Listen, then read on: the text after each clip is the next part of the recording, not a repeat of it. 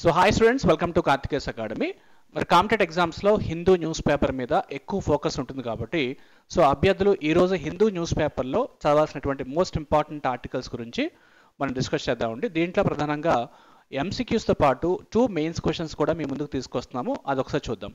So first topic ఒకసారి screen మీద చూసినట్లయితే, so Tamal the India's last imported warships from Russia likely to be commissioned in the month of June. అంటే Russia నుంచి దాదాపుగా 4 vessels మనం purchase చేస్తున్నాము. 2 వెసల్స్ రష్యాలో తయారు చేసి భారతదేశానికి పంపించాల్సి ఉంటుంది. ఇప్పటికే ఆల్రెడీ ఐఎన్ఎస్ త్రిశూల్ అనేది తయారు చేసి పంపించారు. అండ్ రెండవది కూడా తమల్ రెడీ అయిపోయింది. ఇక 3, 4 భారతదేశంలో గోవా ప్రాంతంలో వీటిని తయారు చేయడం జరుగుతుంది. వాటికి సంబంధించినటువంటి ఒక ఆర్టికల్ అయితే మనకి ఇక్కడ కనిపిస్తుంది. So this is the first article అండి. ఇంకా రెండవ ఆర్టికల్లోకి వెళ్దాం. సో రెండవ ఆర్టికల్ వచ్చేసి should A third language be compulsory. So అసలు ఈ ట్రై లాంగ్వేజ్ ఫార్ములా అంటే లలో ఒకటి హిందీ లాంగ్వేజ్ యూజ్ చేస్తున్నాము, రెండోది ఇంగ్లీషు, అండ్ మూడవది స్టేట్ లాంగ్వేజ్ అనేది యూజ్ చేయాల్సి ఉంటుంది. సో నేషనల్ ఎడ్యుకేషన్ పాలసీ 2020 ఏం చెప్తుంది అనే విషయాన్ని మనం ఈ వీడియోలో డిస్కస్ చేసుకుంటున్నాము. వీటికి సంబంధించినటువంటి మెయిన్స్ క్వశ్చన్ కూడా ఒకసారి చూసినట్లయితే మీ స్క్రీన్ మీద కనిపిస్తుంది చూడండి. So examine the implications of A 3 language formula under the new education policy 2020 in the context of federalism and the linguistic diversity in India. So 150 words 10 మార్క్స్గా రాసుకోవచ్చు. మీరు చాలా ఇంపార్టెంట్ మెయిన్స్ క్వశ్చన్స్. మీరు గ్రూప్ 1 కానీ UPSC రాస్తున్నట్లయితే తప్పనిసరిగా national education పాలసీకి సంబంధించినటువంటి ఒక mains question అయితే వచ్చే అవకాశం ఉంది. మరి వాటికి సంబంధించిన కంటెంట్ కూడా ఆల్రెడీ క్లియర్ కట్గా తయారు చేసి పెట్టాము. సో అభ్యర్థి ఈ కంటెంట్ మొత్తాన్ని కూడా చదువుకున్నట్లయితే మీరు ఈ క్వశ్చన్ ఈజీగా అటెంప్ట్ చేయొచ్చు. మరి ఈ డాక్యుమెంట్ ఎక్కడ ఉంటుందంటే మన కార్తికేయస్ అకాడమీ యాప్ ఉంటుంది ప్లే స్టోర్లో, లేదంటే డిస్క్రిప్షన్లో యాప్ లింక్ అయితే ఉంటుంది. ఆ లింక్ని జస్ట్ క్లిక్ చేయండి. క్లిక్ చేసిన తర్వాత మీ ఫోన్ నెంబర్ ఎంటర్ చేయండి. సో మీకు డైరెక్ట్గా మన యాప్లోకి వెళ్ళిపోతారు. అక్కడ లెఫ్ట్ సైడ్లో ఫ్రీ స్టడీ మెటీరియల్ కంటెంట్ ఉంటుంది. అక్కడ మీరు క్లిక్ చేసినట్లయితే ప్రతిరోజు డైలీ కరెంట్ అఫైర్స్ మన కార్తికేయస్ అకాడమీ సో ఉచితంగా అందరికీ అందిస్తుంది. ఉపయోగించుకోండి. ఎక్సలెంట్ కంటెంట్ అండి. సో రీసెర్చ్ ఓరియంటెడ్ కంటెంట్ కాబట్టి మీకు హై క్వాలిటీ ఉంటుంది. కాంపిటేటివ్ ఎగ్జామ్స్కి కరెక్ట్గా సూట్ అవుతుంది. రైట్, ఇప్పుడు ఇంకా నెక్స్ట్ టాపిక్ వద్దామండి. ఇది వచ్చేసి ఒక మైన్కి సంబంధించినటువంటి ఒక ఇంపార్టెంట్ ఆర్టికల్.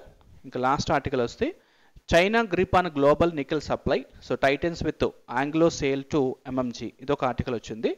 ఇంకా లాస్ట్ ఎడిటోరియల్ ఆర్టికల్స్ కూడా ఇవ్వడం జరిగింది.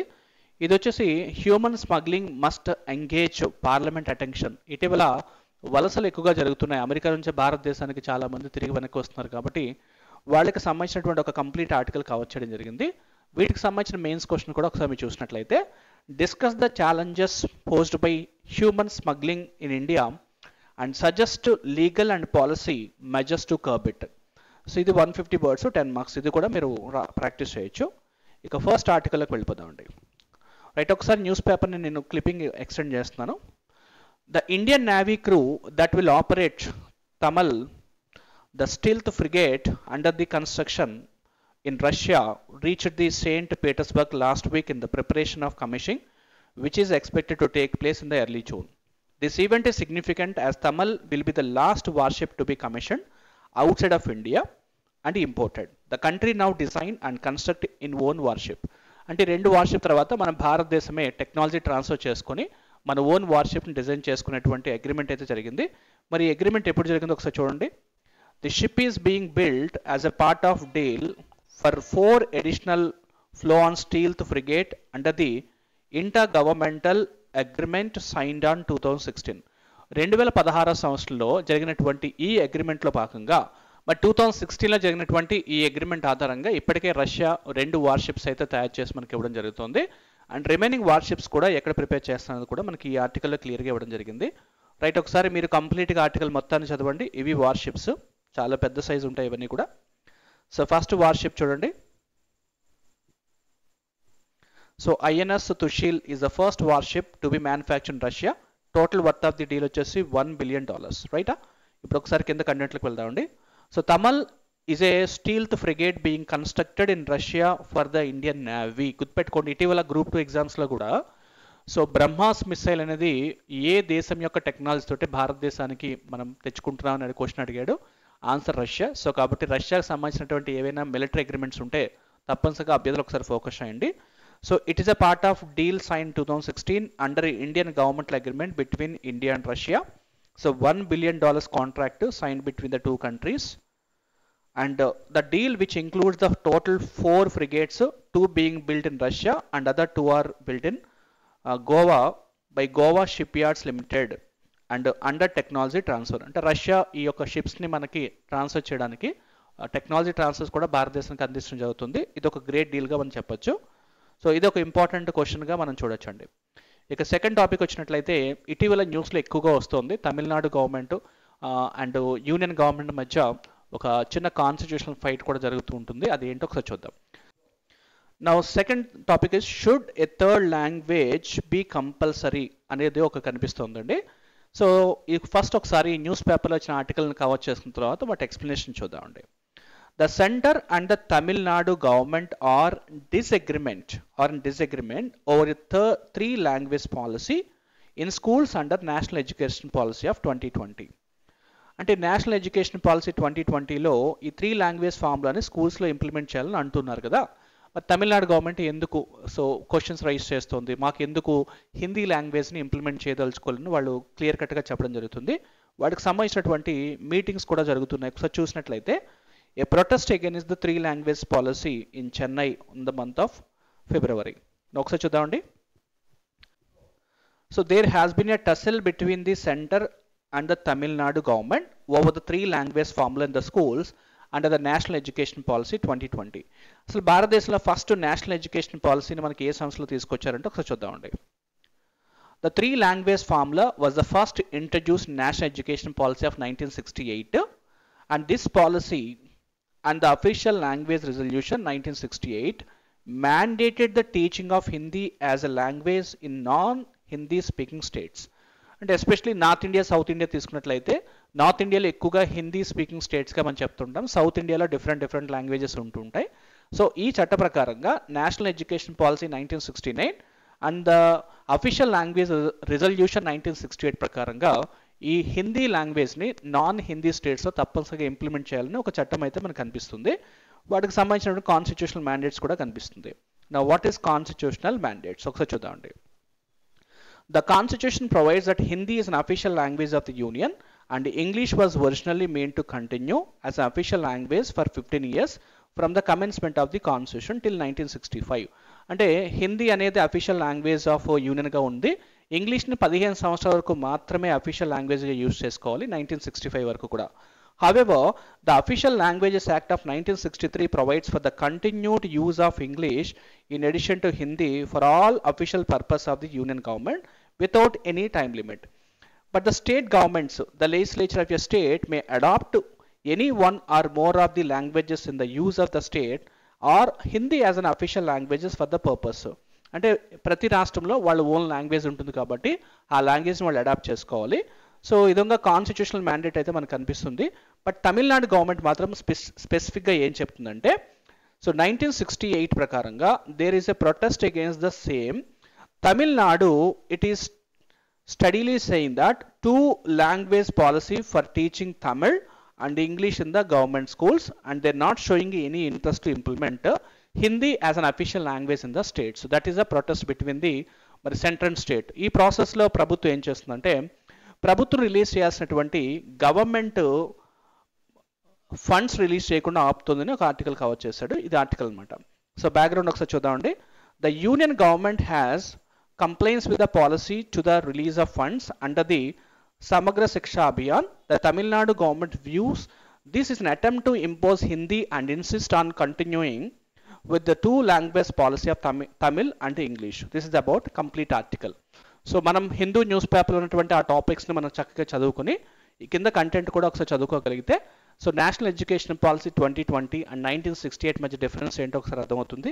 సో ఫైనల్గా ఒకసారి హెడ్డింగ్స్ చూద్దామండి. So constitutional provisions, the 3 language formula, challenges to education and final constraints in education and way forwards, ఇవన్నీ హెడ్డింగ్స్ తీసుకుంటాం. ఇక ఫైనల్గా మనం మెయిన్స్ క్వశ్చన్స్కి వచ్చినట్లయితే examine the implications of the 3 language formula under the new education policy of 2020 in the context of federalism and linguistic diversity in India, 150 marks. కాబట్టి diversity గురించి మనం చదువుకున్నప్పుడు ఫెడరలిజం సంబంధించి సెంట్రల్ స్టేట్ యొక్క పవర్ డిస్ట్రిబ్యూషన్ గురించి తప్పనిసరిగా మనకు అర్థం చేసుకోవాల్సి ఉంటుంది. సో నేషనల్ ఎడ్యుకేషన్ పాలసీ 2020 మీద ఒక ఇంపార్టెంట్ మెయిన్స్ క్వశ్చన్స్ కూడా ప్రాక్టీస్ చేయండి. ఇంకా సెకండ్ నెక్స్ట్ టాపిక్ చూద్దాం. So this is an article which related to the mine high grade iron ore supply may reshape global markets impacting Australia and China dominance గురించి మాట్లాడుతున్నాడు. ఒకసారి ఈ ఆర్టికల్ని కంప్లీట్గా చూడండి. మైన్స్కి సంబంధించి వివిధ దేశాలకు సంబంధించినటువంటి ఐరన్ ఓర్ డిపాజిట్స్ గురించి ఇక్కడ ఇవ్వడం జరిగింది.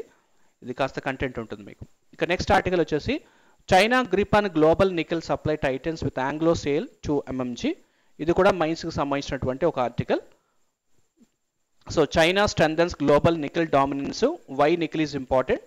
ఒకసారి మీకు నికెల్ చూసినట్లయితే nickel is a key industrial metal used in the stainless steel batteries and alloys. ఇటీవల ఎక్కువగా వీటిని తయారు చేస్తున్నారు కాబట్టి బ్యాటరీస్ అండ్ అలాయ్స్కి. So how nickel is so much important అనే విషయం గురించి మాట్లాడుతున్నాడు. Right. So about African Asian rural development organizations and how African Asian rural development organizations are functionings, వీటి గురించి ఒక ఆర్టికల్ అయితే కవర్ చేయడం జరిగింది. So of course these are very big articles. మీరు డాక్యుమెంట్స్ మనకు ఆల్రెడీ యాప్లో ఉంటుంది కాబట్టి అభ్యర్థులు ఒకసారి వాటిని క్లియర్ కట్గా చదవడానికి ప్రయత్నం చేయండి. నెక్స్ట్ వచ్చేసి ఇది ఒక ఇంపార్టెంట్ ఆర్టికల్ అండ్ ఎడిటోరియల్ కూడా కవర్ చేయడం జరిగింది.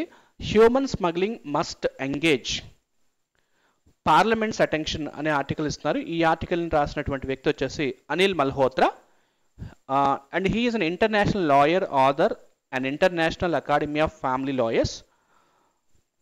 సో ఈయన ఇచ్చిన ఆర్టికల్ ఒకసారి చూద్దామండి. కాంటెక్స్ట్ చూస్తే this article highlights the plight of Indians deported from US and facing inhuman treatment and humanitarian. So ఎవరైతే అమెరికా దేశం నుంచి భారతదేశానికి తిరిగి వలస వచ్చేస్తున్నారో వాళ్ళు ఎదుర్కొంటున్నటువంటి సో ఇన్హ్యూమన్ ట్రీట్మెంట్ గురించి మరియు హ్యూమిలియేషన్ గురించి ఈ ఆర్టికల్ మొత్తం కవర్ చేసుకుంటూ వచ్చారు. ఒకసారి ఆర్టికల్ చూద్దామండి. So the plane loads of Indians being deported to India from United States are lucky to be back alive and shackled and handcuffed and humiliated and in dire strains. They have flown so back heartbroken and in the shame, but there is also a case of illegal migrants from North India and clearing ammunition fields in Iraq etc. వీటికి సంబంధించినటువంటి complete article ఇక్కడ కనిపిస్తుంది. So what is the plight of the deported Indians and growing problems of irregular migrations and horror and exploitation of migrants and criminal networks and organized nature of the human smuggling and need for stronger legal framework of Immigrations Act of 1983 and efforts by the Punjab and their limitations and need for a strong central law. So this is article related to how Indians are treated while coming back from US to India. So due to the recent change of USA policies. ఇది కంప్లీట్గా article cover చేయడం జరిగింది. Right. So mains question చూసుకున్నట్లయితే Indian పాలిటీలో discuss the challenges posed by the human smuggling in India and suggest legal and policy measures to curb it. Right. Thank you very much and please read the current affairs carefully and thank you very much.